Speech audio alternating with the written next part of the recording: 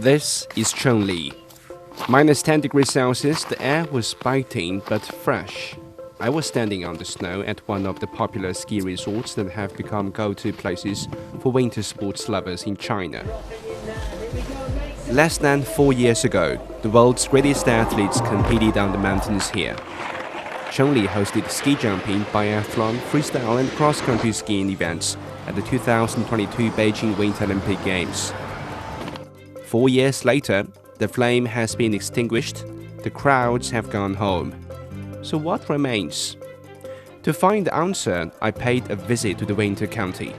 Not just memories, not just statues. What's left there is also a winter economic experiment on a grand scale.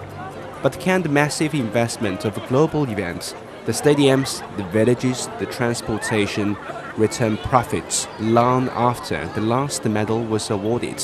Or does it become a beautiful frozen museum?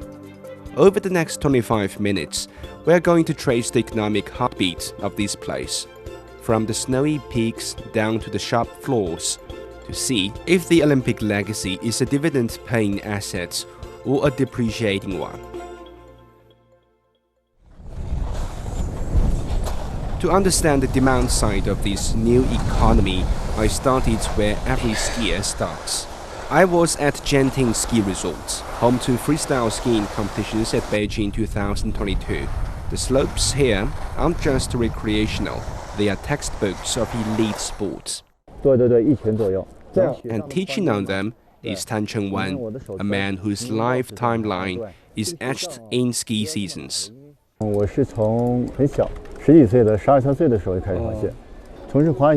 I started skiing at 12, 13, being a coach now, over a decade. Back then, it was a niche thing, expensive. There were few skiers. After the Olympics, there has been a massive change. The 300 million on ice and snow policy wasn't just a slogan. You feel it. Skiing has become quite mass-oriented. Our ski school has 300 coaches now. Tan says he has felt the vibe of the winter economy firsthand in Chongli, with students pouring in after the Winter Olympics. The students is everyone now. I've taught many 3-year-olds in tiny skis, just shuffling. Then I've seen retired people in their 60s and 70s determined to learn. Skiing is known for both exercise and self-cultivation, and many come for the Olympic brand. A long-time student of mine previously skied abroad. After hearing about the Olympic venues here, he wanted to experience them. For the past 2 winters, he's been coming here. Tan's story is a microeconomy. The Olympics didn't just create a momentary need for ski coaches, it validated skiing as a mainstream pursuit, creating sustained demand for skilled labor like his. The number of ski coaches in Chongli has tripled from 2016 to 2023. Thousands of coaches now are scattered in different resorts. But who are these coaches teaching? Kevin is from Beijing. Instead of skiing in the capital city, he'd rather travel nearly 200 kilometers with his family to Chongli to spend a skiing weekend out. They are practice hills. Here you have the real thing. The Olympics showed us what real looks like. The quality of the snow, the length of the runs. Our budget for a weekend? For my wife, my son, me, maybe 2,500 to 3,000 yuan. We stay at a mid-range hotel, maybe 600 a night. 2-day lift passes, rental for my son, then food, which isn't cheap on the mountain. Zhang Chonglin works and lives in Beijing as well. To her, Chongli costs more than slopes in Beijing, but brings quality ski experience. The freestyle skiing World Cup takes place here. The environment, the location, the slopes are all excellent. It's close to Beijing with many high-speed trains to take. So choosing Chongli is what most people do. I found a ski and stay package on social media. Hotel, lift pass, all for about 700 RMB. Seemed a bargain. 就很划算，还包雪票。然后再加上如果你要请教练的话就很贵，因为我是新手，所以我 If you hire a coach, it's expensive. I am a beginner, so I spend a lot on coaching. But you know what? It's worth it. I trust the brand here. The facilities here are complete, plus with great accommodation, beautiful towns to visit. I have more leisure choices other than skiing. 选择会多一点，对的。 Reports show in the year of 2025, Chongli welcomed over 10 million tourist trips, with tourism revenue achieving a corresponding leap in growth. There is the economic layering. The initial pull is the Olympic-infused destination. The base band is on access and accommodation, but the real economic activation is in the ancillary services, the coaching, the gear. Zhang's story is perfect. A low-margin package deal used as a loss leader to capture a customer who then spends more on high-margin services. This is the experience economy in action. The Olympics didn't just bring visitors, it brought visitors willing to pay for quality, shifting the revenue model from a volume to value.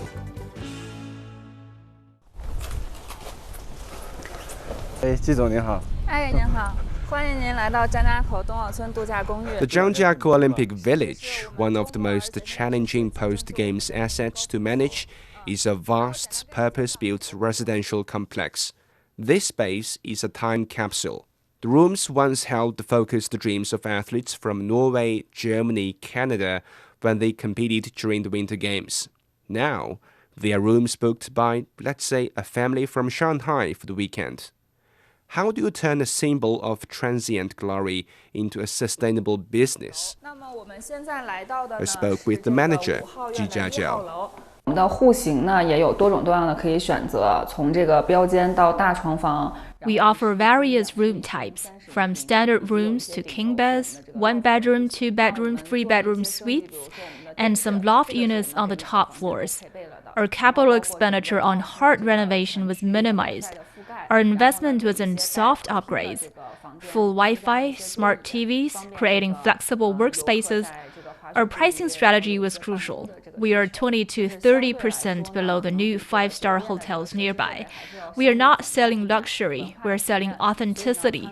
We are selling the story. 定价是相对比较低的。 And the story sells. 我们现在一共对外运营开放的是1500间房。那么 We currently have 1,500 rooms open for operation. On weekends, occupancy typically reaches over 90%. For instance, this weekend we are fully booked.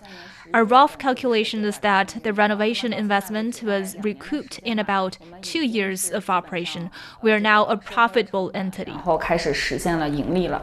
Using a cost leadership strategy on operation with minimal renovation, the Olympic Village has become the first choices for those skiers seeking affordable accommodation in Chongli. But it's more than that. A differentiation strategy on marketing with the unique Olympic heritage makes the village more fascinating for tourists. 因为从这个冬奥会结束嘛，就是首先这个冬奥会期间，游客们是不太能来现场感受的。 After the Olympics ended, since visitors couldn't really experience the site during the games due to restrictions, once we opened, many tourists from across the country came, attracted by its reputation. This includes the iconic Snow Ruyi, the landmark National Ski Jumping Center, and the opportunity for an authentic living experience in the athletes' village. Let me give you an example. Last weekend, a family flew in Chongli from Nanjing, hundreds of kilometers away, on Friday night, specifically to let their child experience staying in a room once occupied by Olympic champions. They returned on Sunday. The child also enjoys skiing, so it was a chance to experience the real Olympic culture. 体验一下我们的这个冰雪文化。 Manager Ji also revealed the most innovative revenue stream, monetizing not just the bed, but the lifestyle and the narrative. 其实我们冬奥村呀，在这个运营之后呢，是分为了几大业态的。比如说，我们有这个 We developed several business segments. One, of course, is skiing, targeting skiing enthusiasts. Another is vacation stay, mainly for summer visitors escaping the heat. The biggest growth is in experimental education. We partner with schools across Hebei, Beijing even further. The students don't come to ski, they come for Olympic classes. The schools bring their existing curriculum and teachers combined with local Olympic stories, authentic, touching incidents from the Games, and Olympic elements like the tech of the facilities to build class contents. They've developed a set of classes tailored to our location. So the village has become a hotel, a museum, and a school. This is asset versatility. The initial Olympic construction was a capital injection into the region's fixed assets. The post-Games operation is the return on that investment, showcasing the sustainable use of Olympic legacies.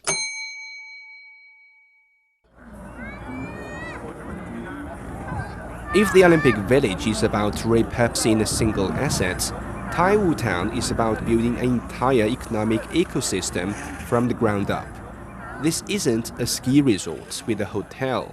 It's a purpose-built North American-style alpine town. And its CEO Zhou Wenqian is a philosopher of the mountain economy. 崇礼虽然可能大概有7、8家的这个雪场，其实上每家的雪场定位都不一样。 Although Chongli has about 7 or 8 ski resorts, each has a different positioning. Taiwu is a 4-season year-round resort. This year, we welcomed 2.8 million guests. Let me break that down. 1.8 million in the summer, 1 million in the winter. We were likely the first mountain resort in China to promote summer operations. We don't call ourselves just a ski resort. We refer to ourselves as a mountain resort because skiing is just one of many mountain activities. In summer, there are many outdoor sports like mountain biking, tennis, or football that can be hosted. In winter, besides skiing, another major outdoor activity is hiking. Mountains are our great assets. We have various ski trails, and this year we also opened about 8 hiking routes starting from the town, including paths to Chongli's famous summer ridges and surrounding areas. 包括徒步当成这个度假项目之一。 The charm of winter in Chongli is not just confined to skiing. As Taiwu beautifully demonstrates, it's a season of diverse pleasures. Visitors can enjoy everything from soothing spring baths and peaceful hikes to lively evenings out and retail therapy. This is a winter experience focused on diverse needs. Zhou described a deliberate 3-stage economic evolution. First, conquer seasonality, namely from winter to summer, with many non-skiing activities planned. Then, extend the daily revenue window. That's day to night, with restaurants, entertainment, and other nightlife options set up. Now, their focus is the final frontier, smoothing the weekly volatility from weekends to weekdays. This is sophisticated demand management. 从人口的角度啊，就是说从整个客户的分类来看啊，我们 In terms of clients, we focus more on young adults and families. In winter, we consistently have about 1,000 college students coming to Taiwu to ski every week as a regular activity. For families, our variety of hotels and resort facilities cater to them, attracting many family customers. This differs from other resorts in Chongli, which are more focused on their ski trails. Our hot springs are particularly popular. Basically, every hotel has hot spring facilities. After being out in the cold and skiing, people need warmth to relax, and we also offer services like spas.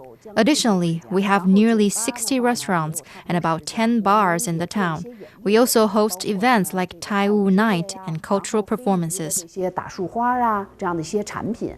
The event economy has become the core engine driving the surge in tourism numbers in Chongli.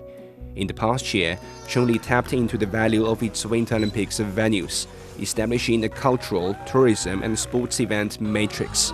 It hosted over 800 various cultural, tourism and sports events, ranging from international top-tier competitions to public carnivals. Notably, one of Asia's largest trail running events, the 2025 Chongli 168 Ultra Trail, attracted more than 170,000 visitors during its 9-day period, directly generating 168 million yuan or $24 million in tourism revenue. Events like the Spartan Race and the Grassland Sky Road Cycling Race also drew tens of thousands of participants and spectators. Chongli isn't just about skiing, it's also not just about winter.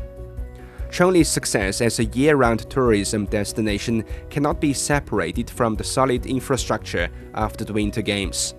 Taiwu, for example, played a prominent role during Beijing 2022, serving as the accommodations for media, officials, and some athletes. In the bidding process of the Winter Games, Taiwu's scale expanded from having just one hotel to 8 hotels by the time of the Games, which laid the foundation for the current size of Taiwu. Zhou says the infrastructure boost comes beyond the new blocks of buildings.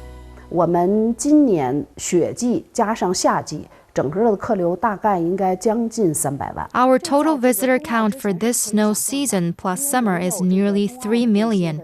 This was unimaginable before the Olympics, because without the Olympic infrastructure like highways and high-speed rail, it wasn't possible to travel quickly from a city like Beijing to Chongli.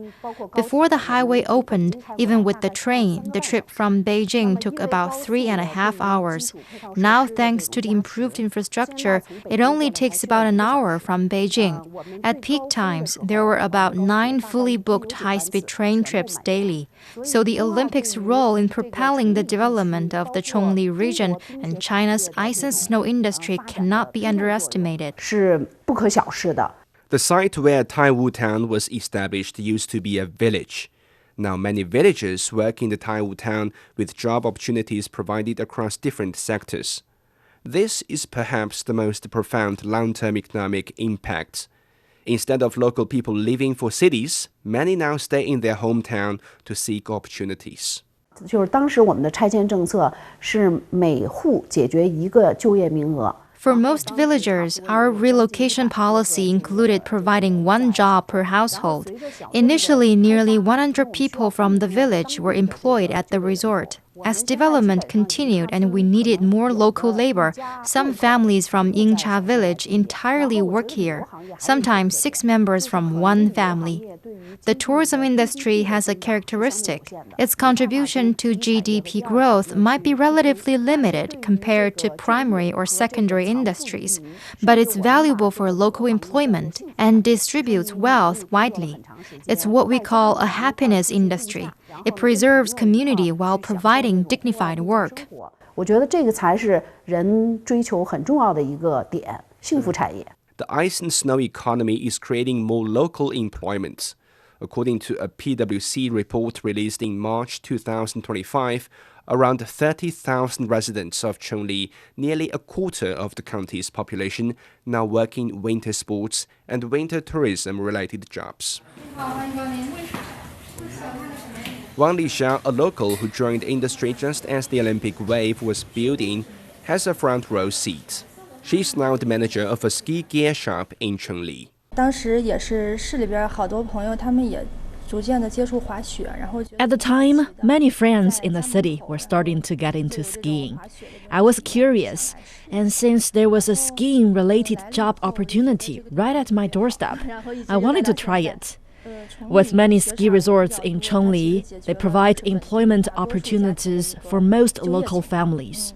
Basically, every household here has someone working at a ski resort. So there's no need to travel far to places like Beijing or Shanghai to hustle. The most visceral proof of a hobby becoming a lifestyle is in the retail space. When you stop renting and start buying, you are making a statement of commitment. Peak Performance Gear Shop is a temple to this transition.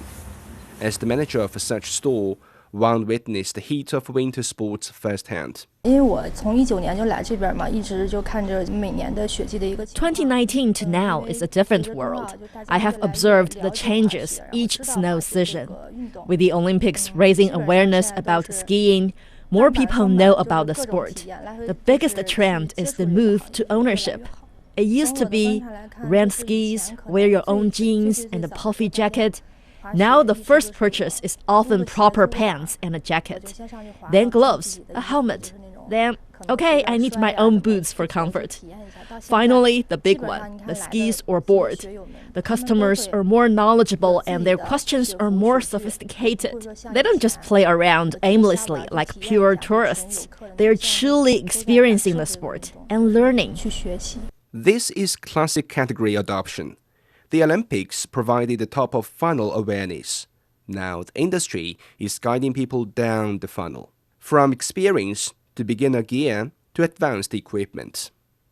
Reports say more than 60% of Chinese ski lovers buy equipment each season, typically budgeting 1,000 to 2,000 yuan. This is the grassroots level of the snow economy, where passion is converted directly into GDP. One jacket, one ski, one lesson at a time. At Wang's gear shop, I met two customers deep in that journey. My first buy was a pair of pants. I needed them urgently for skiing the next day. Bought a pair because I had nothing suitable. Worried about snow getting in. Later, bought knee pads for protection, then boots. Last season, I dropped 5,000 RMB on these skis. Now, I have a complete set, almost everything. I bought the entire outfit first in summer with big discounts. The board is next.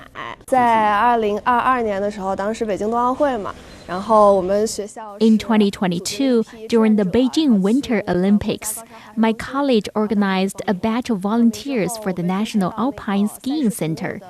I signed up and was assigned to the competition volunteering group. We served both spectators and athletes. After the games, I tried skiing myself. I would get up at 6 or 7 a.m. to be the first on the slopes, just alone then. After meeting a group of fellow ski lovers, skiing together is more fun. Progress is also much faster that way. There's a powerful feedback loop here. The Olympics created participants who become enthusiasts, who then become high-value consumers. Walking back through Chongli, the cold was a constant, but the economy here is undeniably hot. It's not a simple, feverish boom. What I've seen is more deliberate, more layered. The Olympic investment was the massive injection of capital, the fixed assets. But the real economic gain is the return on that asset. It's in the human capital, the coach like Tan and the store manager like Wang, whose expertise is now valued in this marketplace. It's in the repurposed Olympic village, turning a potential white elephant into a profitable hotel. It's in Taiwu Town, using Olympic infrastructure to build a year-round, diversified economy that attracts customers and keeps wealth local. And it's in the consumer capital, the tens of thousands of people like Kevin, Wang, and John, who are investing their own money and identity into this lifestyle, creating a stable demand-side foundation for all of the above. An iMedia research report on the winter sports industry's prospects for this winter says the Chinese market was worth just under 1.05 trillion yuan or $147.7 billion in 2024, and could surpass 1.5 trillion yuan by 2029. Chongli is a perfect mirror to this boom. The Olympic spending rippled out, creating jobs, which created incomes, which created more spending. But here in Chongli, it feels less like a ripple and more like a well-tended garden. The initial blast of fertilizer, the games, was necessary. But now the careful commercial cultivation by people is what's making it sustainable.